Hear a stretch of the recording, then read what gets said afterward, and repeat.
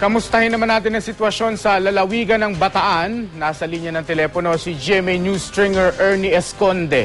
Magandang hapon, Ernie. Magandang hapon. Patuloy ang malakas na pag-ulan dito sa lalawigan ng Bataan.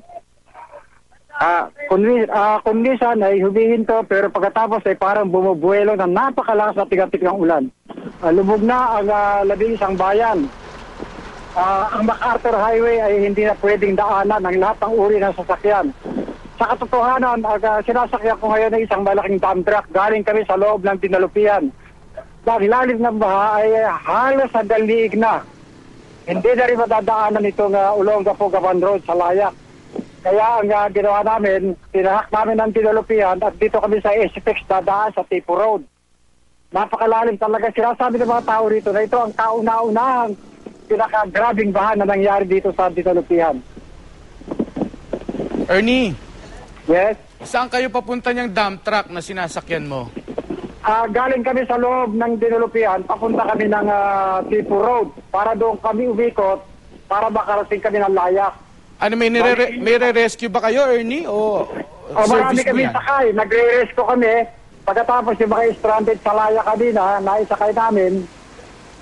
Kaya hindi na kami makabalik sa Layak dahil talagang hanggang digdig na yung lalim ng tubig sa Layak.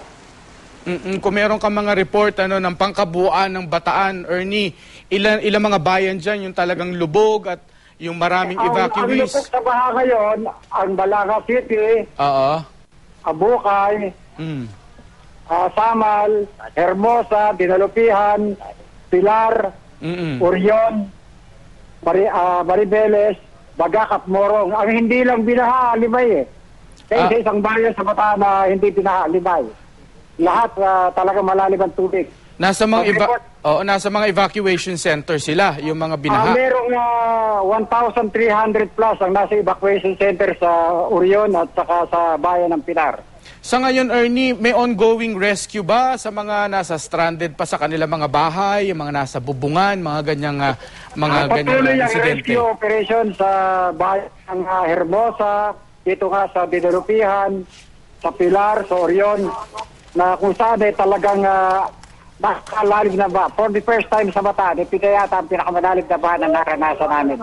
Okay, sige. Maya-maya lang, Ernie. Magdidilim na, ha? Mag-iingat din kayo niyan. Sakay ng dump truck. Ay, isa pa nga pala, ang naraanan ko rito sa kauna-una pagkakataon, mga kotse, mga tricycle na nakalubog sa baha dito sa Dinalupian.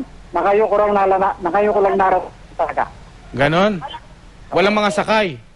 Walang mga sakay. Lumulutang, iba nakalubog. Mga kotse, malalaking truck.